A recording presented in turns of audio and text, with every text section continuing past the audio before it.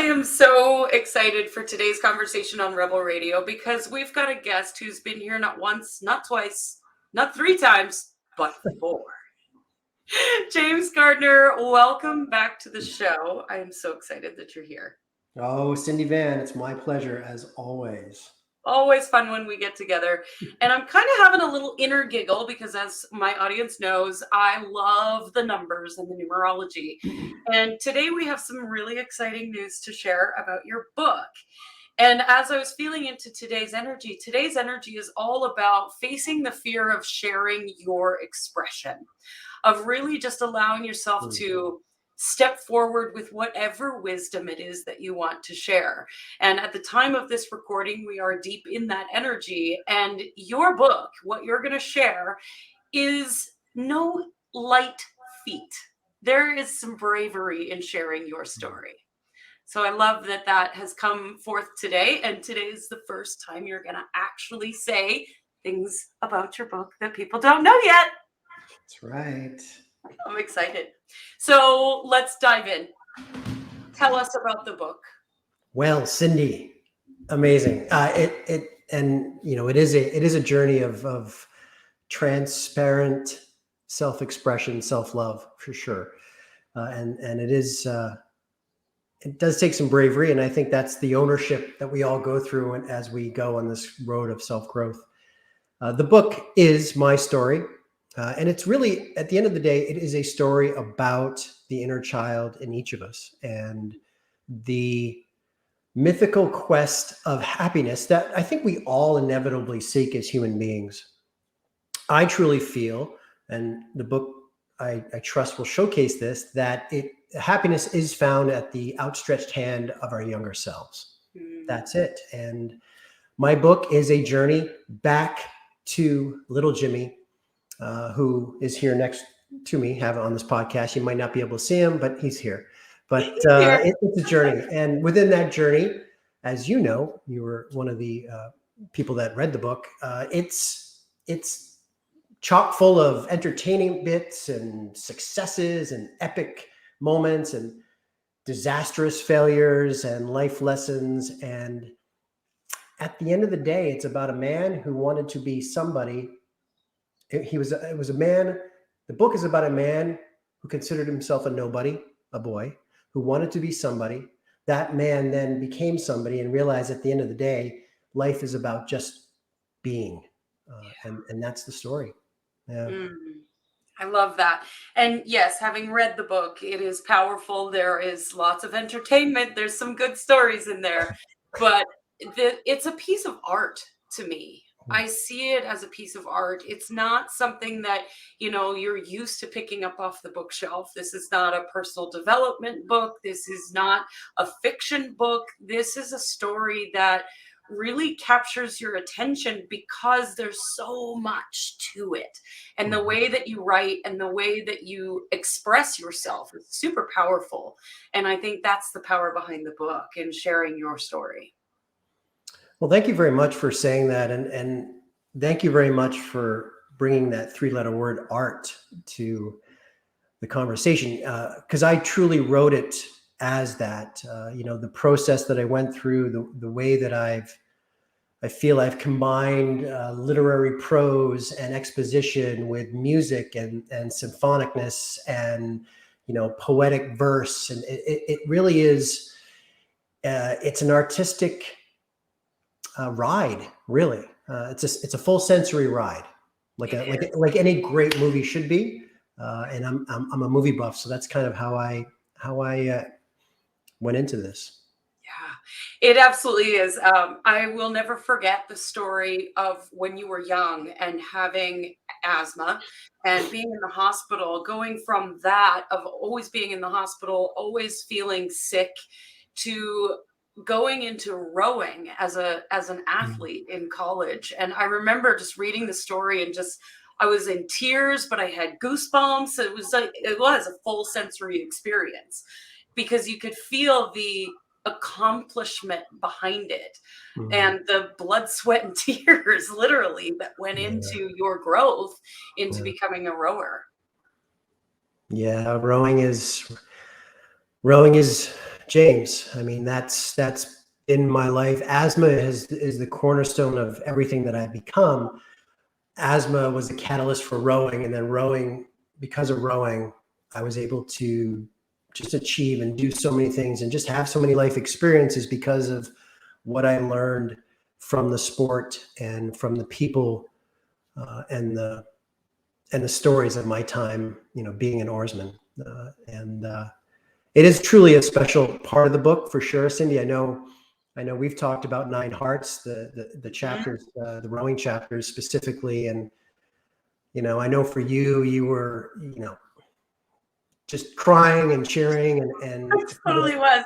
As I'm reading the book, I'm like, come on, you guys, you can do it. yeah, and I think one of the biggest, I think, accomplishments for me so far with that, and specifically that realm in the book, is I've had people like yourselves, non-rowers. I've had pre-readers, and reviewers that don't know anything about rowing, Mhm. and 9 times out of 10, that section is one of their favorite, if not their favorite part of the entire book. Yep. Yeah. Yeah. I have so many favorites to the book. I don't like to choose favorites, but it is one of the most it stand out for me, absolutely, because it really just gets all the emotions going, and you're Mm. excited and you're also crying and you're inspired. There's all these emotions, and even just talking about it now, I'm covered in goosebumps. It's a really Mm. powerful story. So I want to know what's here we go, James. Oh, What's your Jesus. favorite part of the story? Favorite part of the book? Yeah, what's your favorite part of the book? Well, I think that's like asking a parent, who's your favorite child? And none of us like to admit it. True. uh, wow. I will say this. I'm very drawn to the beginning of the book and the end of the book. Mm, Truly. The Rhode Island arena, which is, the life of little Jimmy, as you were saying, chronicling his asthmatic stuff in the hospital through rowing, and then leaving to go to New York City as a young man.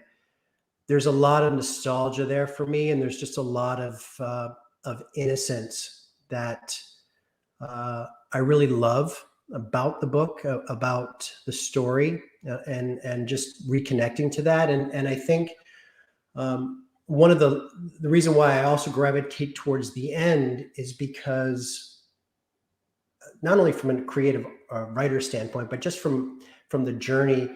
James, when he's going to find himself, middle-aged life moment in the jungle, I've interwoven him going back in time to find little Jimmy and bringing a lot of the components of Jimmy's, chapters, mhm. back into more of a creative fantasy realm in James's head as he's going to search for little Jimmy, if that makes sense. So Yeah, I really like that. I think it's it's just good, loving storytelling that's, I think, intelligent, to be honest with you. yeah, yeah. And I love that too. The end of the book was something that was really profound for me because in the Mm. beginning, you're telling stories about your life, and then it gets more and more. What's the word I'm trying? It's almost like it becomes more creative towards the end of this story, turning into something that isn't so much tangible, but it's something that was very real to you. And it becomes this, I think the piece of art comes out at the end the most. Absolutely, Yeah. absolutely, and the we all have the unanswerable question for all of us, and for me, in the book, it is, can my fantasy life be my reality? That's Hmm. little Jimmy's, and that's the thing that stuck with me. And so, coming to an ownership of that, and what does that mean for an aging man, and bringing that blend of fantasy in there. And that's truly how I live every day. There's a romantic fantasy moment, element, and a realistic reality element, and that's the middle lane that I operate in. Yeah. I Yeah. love that so much. So, as we grow and evolve and change, you've been on the show a few times. Mm. And I've asked you this question a few times. But as we grow and evolve and change, I think our definitions of things change. And I would love to know, now that you've been on this journey of writing this book and now it's almost out. Is it ready? Is it ready? Oh, yes, but we'll talk about that in a second. It is. I had to tease just a little bit, just a little bit. So, how do you define unity consciousness now? Mm.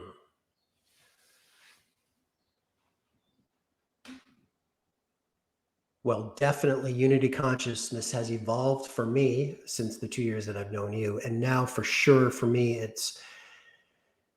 it's James being connected to little Jimmy, Cindy being connected to Cindy Lou Who, and and so forth and so on. The unity consciousness. We are all connected. We get that. We know that, especially people in our realm and the work that we do. I think that higher self, that self-actualization, truly lies at the connection or reconnection with our younger self. Yeah, absolutely. I agree wholeheartedly because, when I was in my late 20s, I was making poor decisions. You name them, I made them. And I made a decision that it was time for me to grow up and pull up my big girl pants and be responsible. And I sold my fun truck and bought a responsible car, and I started doing and all of a sudden my life sort of it got worse, not better. And I couldn't figure it out. I'm like, but I took responsibility. Wrong kind of responsibility. And it was only when I reconnected to my inner child of who I am at the core that I was able to break free of all of that. Oh, Mm. this is what little Cindy Lou Who really wants, right? And I think that's Right. so key, as all of us need to reconnect to that. Yeah, it's our intrinsic truth. In the work that I do, I always talk truth, and really, this journey has showed me that for all of us, our individual truth does go back to the essence of our younger selves before we were programmed by we know what, society, manipulation, all that shit. Uh, Getting back to that core essence of who we were, who we wanted to be, who we thought we could be, who we were in love with, all of that. And that's our younger self. I love it.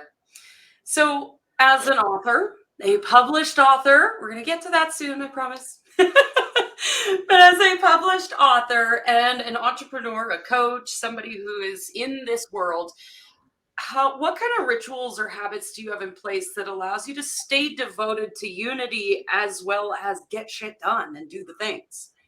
Mhm. It's a 4-letter word. It's not a swear word. Aw. However, play, PLAY. Yes. And that is, again, that is my younger self. I've been, well, I've been straight out now for quite a while with this book. Specifically, in the last 3 weeks, my whole day to day has gone from output of this to an output of that to get ready for this book launch and this tour that's happening, and be rest damn assured that every day there has to be some fun, curiosity, play in the trench work that I'm doing. Yes. And if it's not, then honestly, I close my laptop. I may not like it, and I may be like, "Oh, I should be working," but Mhm. I'll close the laptop and I'll fuck off for the day. I Yeah. will, because my non-negotiable is play. Has to Mhm. be there, and that doesn't mean I'm out riding on a teeter-totter. That just means I'm loving the hell out of what the hell I'm doing. Although I could see you on a teeter totter. Pretty sure I saw you on a swing not too long ago. It's true. Yeah, It's see? true. Look at I love that. any playground that I see, I have to stop the car and go out and just jump on a piece of equipment. I feel like I'm honoring my younger self. So There you go. it is. I love it. I love that you use the word non-negotiable too, because I think so many of us make our to-do list non-negotiable.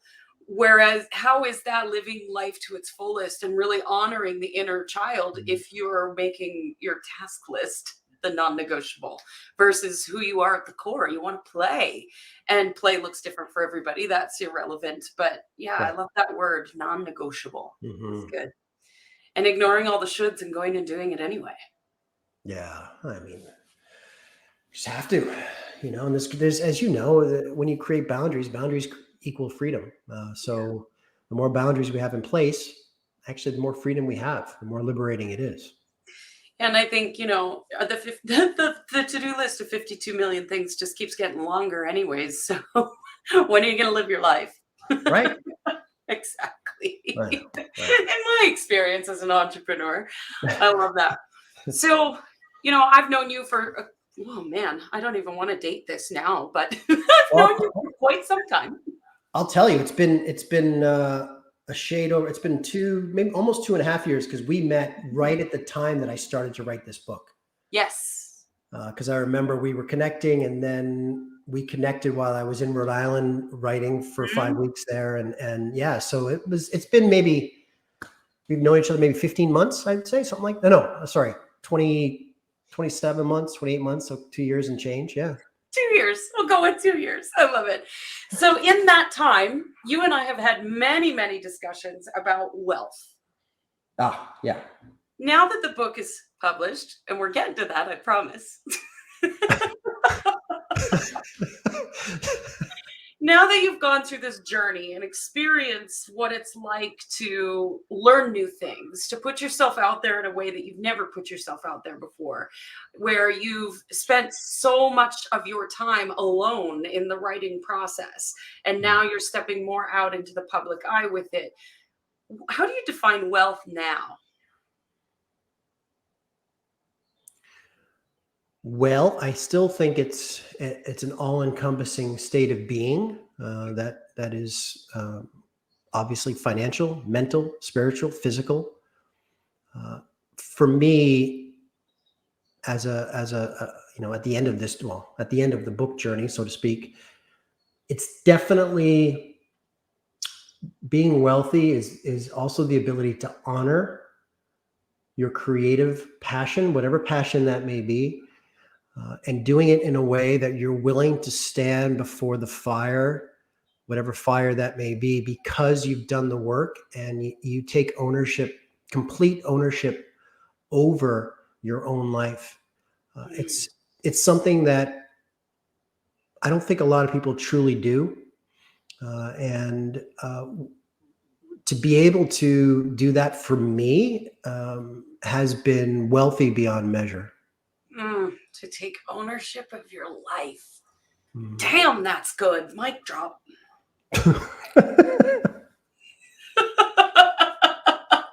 I love it. I love it. All right. Well, we have to share with the audience some of the fun stories in the book. Sure. One of my personal favorites. That's so good. So tell us how you injured your ACL. Well, well, without diving in and giving away a lot of it, I'll just say that yes, I have a ACL replacement. I have a cadaver from somewhere in the South States in me, uh, and let's just say that it encompassed taking a spill in front of 250 screaming rabid female fans while I was wearing a bow tie and white cufflinks. That about sums it up. What I love the most is you're an athlete, you're a rower, and you injure yourself. Yeah. Yeah, doing that. Well, that's the thing. Now obviously the chapter is another favorite of people that read the book. It's an insight into Chippendales, which is interesting for a lot of people, I think. Mhm. But also the way that it's written, and yeah, at the end of the day, I've been a high performance athlete most of my life. I've been fortunate enough to win tons of rowing medals and so forth. And people always ask me, because they see this big divot I have a scar on my knee, this big missing piece of flesh. And they're like, what'd you do to your knee? You know, everyone thinks it's basketball or, you know, sports, blew it out in the gym. And Mhm. no, I No. blew it out on stage as a Chippendale. Boom. And it just goes to show that you cannot judge a book by its cover. You True. never know someone's story. True. Yeah. Now, to be fair, though, I blew this back in, I don't know, it was like 23 years ago or something that I blew out my knee. Only recently have I started to say, yeah, I blew it out while I was a Chippendale. Like, it was always, basketball. Oh, I did it running. You know, I just didn't I want don't to get want to into admit competition. that. No. But that's what I honor about you, James, is that you're willing to speak your truth. You're willing to share your truth with the world. And I think that mirrors to all of us that it's safe to do so. Even when it doesn't feel safe, it is Yeah, safe to do so. Because when you honor your truth and you stand in it, how can you not share it? that's right. That's Yeah. right. And you know, none of us are perfect. We all have moments in our life that maybe we wish we turned right instead of gone left, and we could have back. And yet, truly, those moments and those experiences, good, bad, and ugly, are what make us who we are, and can create, if we do the work to understand and own them, can create a beautiful future for us as we go and walk in our truth and be of service and do what we're called to do. So I'm all for that. Yeah. Yeah, absolutely. All right, no more messing around with the audience. Tell us how to get your book. Well, so the book journey is ready. The book is published. We are doing a worldwide worldwide launch on Monday, the 29th. Yes, when this And episode is airing. what's that? When this episode actually airs. Excellent. Excellent. So, so Monday the 29th, it will be available worldwide. It's going to be available at over 50,000 booksellers all over the world. So depending on where you are, you can order it from Amazon. You can walk into Chapters and Barnes and Noble. The in-store books, the in-store purchase of books will happen not probably closer to beginning of October, because the books now are ordering them. The stores are ordering them to shelve them. Yeah. But in terms of ebooks and paperback and hard copy, boom, you can order from anywhere. There's satellites that deliver all over the world. And I'm gonna say this. I've been debating this for a little while because Cindy and I, for people watching, Cindy and I go way back. And of course, this is my fourth time on. And Cindy, as it should be, is kicking off my book promotional campaign, tour, podcast, everything. This is the day that it starts. I got a North American tour coming up in the fall. Well, I know that this, because I see people chiming in live, I know that this is live. So for your community out there, the book is actually available now. So, We can buy it today. so it's actually available on Amazon, amazon.com.ca, UK, Australia. It's available. Kindle, right? It's available. Kindle, paperback, hard copy. It's also available on the Friesen Press bookstore, Google Play, Apple Book, Nook, obviously Kindle. I think I'm forgetting one. Anyway, it's available. I'm not doing a big thing because I've already built my marketing to say Monday's the big day. but technically anybody can go buy it now. So I'll just leave it at that. I love it. All right, you heard it here first. And I'm honored that Rebel Radio is the first place James Gardiner's book is live. Yeah, so so much so that I don't even have all the buttons on my website yet, but you can go to theherowithin.ca. That's my website, which I would love for people to go check it out. Gives a good insight into the book and everything. Reviews. I got a good handful of 5-star reviews, which I'm super blessed about. And just go to Amazon. You can type in James Gardiner. my author page will come up. Type in All In with Love. It's all there. It's easy to find. Yeah. I love it. Well, congratulations, James. And it's been an honor to walk beside you on your journey as you've written the book and published the book and learned new things and shared your story with us. So thank you. I appreciate you being here on the show today. And I appreciate Rebel Radio getting to pop the bubble. Yeah. Well, look, I do want to say to your community, thank you.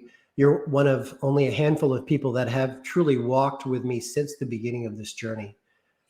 And you've been my support, my bounce board for a lot of things. I want to acknowledge the love that I have for you, the work and the love for what you do in the world, and how you elevate others as you've elevated me. So thank you very much. Love you, James. I love you too.